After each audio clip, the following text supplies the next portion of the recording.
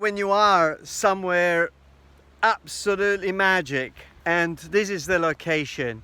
It's taken me a little bit to walk this cliff above me with an incredible watchtower called Torre Sant'Emiliano, but the surrounding is also magic, full of mysteries as well, and full of nature. As you walk around, you come across plants like the capers that just grow out of nowhere inside these rocks, and look, we can still have this is probably what will turn into a big flower, or those pickled ones that those gigantic capers, which I don't think they're called capers, they have another name, but it's incredible. And right behind me I've just discovered a cave. Well, you know, whenever you find on the rocks on the seafront, or very often even in the countryside, a fig tree or a tree, then more or less 9 times out of 10 there is a cave. And so we're just going to go and have a look. Hopefully it's okay. Let's see if I can get a stick just in case. There we are. Oops, we got a stick. It's a bit dry. I don't think it's going to defend us from any snakes, but we'll just... Oh wow. As I turn the camera around, the cave, the cave is not too big, but it must have offered a lot of shelter. I mean, this area here, apparently there was an ancient church. On the deeds it appears there's nothing left, but La Chiesa di Sant'Emiliano apparently was just here, and there is a little cave above here that we're just going to go and check out. But incredible how this tree is taking total control. But imagine, out of this cave you could get protection, but also it would have been the cave with the view. I think everybody would have been fighting to get access to this cave, because the view out of the cave would have been amazing. Today is a bit hazy, but still amazing. And we're just gonna go up. I think this will be a good route to follow. Oh my God. And as we're going up, and interestingly enough, from the top there we're gonna see a small island where an English Navy ship sank during the Second World War. In fact, there is another small cave around the back which is called the Cave of the English, because they took refuge, while the few that managed to escape. And also these flowers, they're indigenous to this area. You can only find them in this particular area of Salento, and they are absolutely beautiful. Although also we have come across a huge amount of marine onions, which the flower, it's absolutely amazing. It's like an orchid. We'll have to see if we can find some and show you while we are here. And this is what we have here. We're just climbing on the edge of this cliff here, and as we come to the top, we have almost what looks like the base of an altar. And apparently this was an ancient church or a crypt that was here. And in here we have this very special place. Not a lot of people know about this place, apart from Wilson. Well, we have the football there. Somebody, probably some climbers that they come and leave their things there. But this is a fantastic place. We're underneath a rock that is almost leaning on the major part of the wall. I mean, it's quite scary, but the view from this opening is equally amazing. Well, I mean, this is not part of the structure. In fact, we'll just remove it, and then I'm sure he doesn't mind, whoever lives here. But is it not amazing, the view that you get? This coastline stretching all the way to Porto Badisco, Santa Cesaria Terme, and to the edge of Italy, right down at the end, about 30 miles, probably 25 miles from here. But this is incredible to think that maybe a church was here, right on the edge of the water, so anybody arriving was confronted really with a Christian world, because this place was constantly under the attack of the Turkish, and so maybe that's why they built.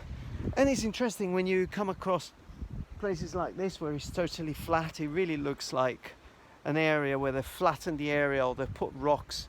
And that little island that we see on the back there, and right opposite that little island, I don't know if we can get from here, it's quite dangerous. I haven't got any ropes. We can't sit. Well, we can't really sit, but that's the island. And right opposite on the mainland, oh yes, we can sit actually. See if I can turn it. Just over there, there is an opening in that little hill there, and that's called Cave of the English, or also Cave of the Goats, Grotta della Capra, because right around there is a little wall area that is built. Probably you can just about sit. I can't enlarge the video.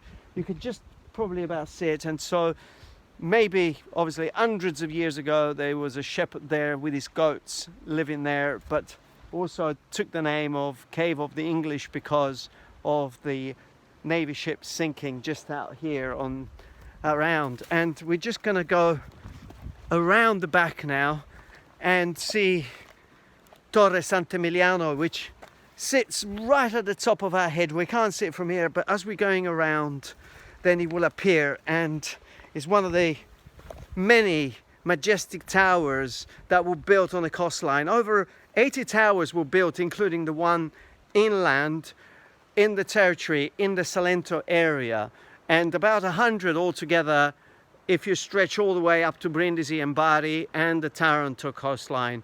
But just in the Salento area, over 80 of these towers were built, and one of the most beautiful and photographed one, because it's right on the edge of this mountain, of this hill, on this cliff edge.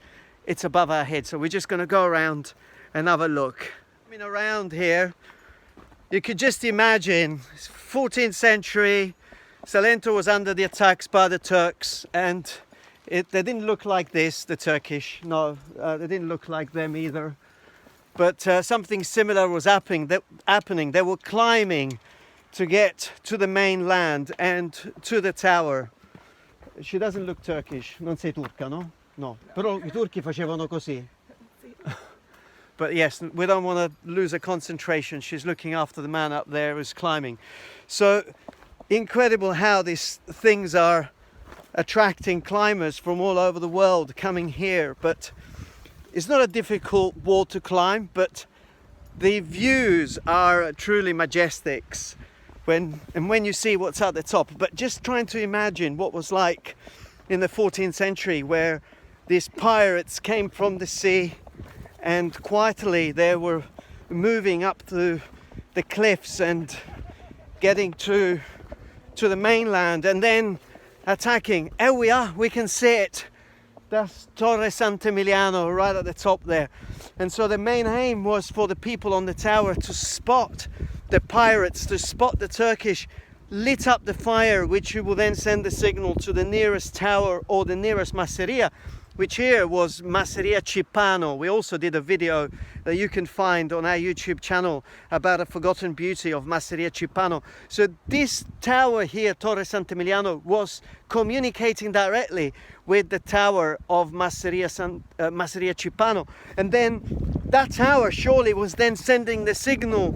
So they were probably half an hour ahead, so they could send the signal and to other masseria, to other people to take cover and to prepare because the attack was imminent. And don't forget that towards the late 14th century this area was totally conquered by the Turkish. They didn't stand here much longer, probably they didn't stay here for a long time, about a year, and then the Spanish came and got rid of them. But horrible thing to say, but I mean 400 years have gone by, but that's really what happened. So these towers, which are scattered all the way around the coastline, they were actually built in a way that they could communicate either through sound or smoke to the nearest towers, and within minutes the signal was going around that the enemy was attacking. So incredible, and hundreds of years later we'll still have them here. We're just going to go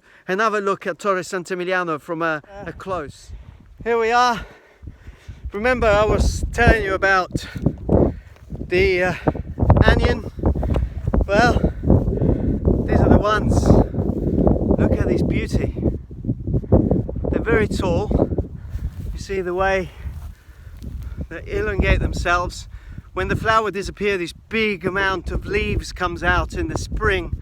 When all the leaves die down during the summer, then the flower sprouts out and the field gets full up with these beautiful flowers. Interesting, the actual marine onion is very poisonous, so the onion itself, don't eat it, don't try it, don't be curious. And right behind us, Torre Sant'Emiliano, right on the edge of this corner shape part of the peninsula, overlooking the coastline and communicating directly with the tower of Masseria Cipano at the other end. Well, this is another one of those forgotten beauties that you have here in Salento. So if you come and visit, you make sure that you come here, you walk, you explore, and the land is full of herbs like wild mint, thyme, so many things that you can find. Asparagus today, well, nothing around here for me to show you now, but today I've come across an incredible amount of wild asparagus plants. So oregano, yes, all things that can be found while you're searching for a forgotten beauty here at Torre Sant'Emiliano. I hope you've enjoyed it. If you have, put a comment, just simply put a like and subscribe for some more forgotten beauty here in Salento. Thank you.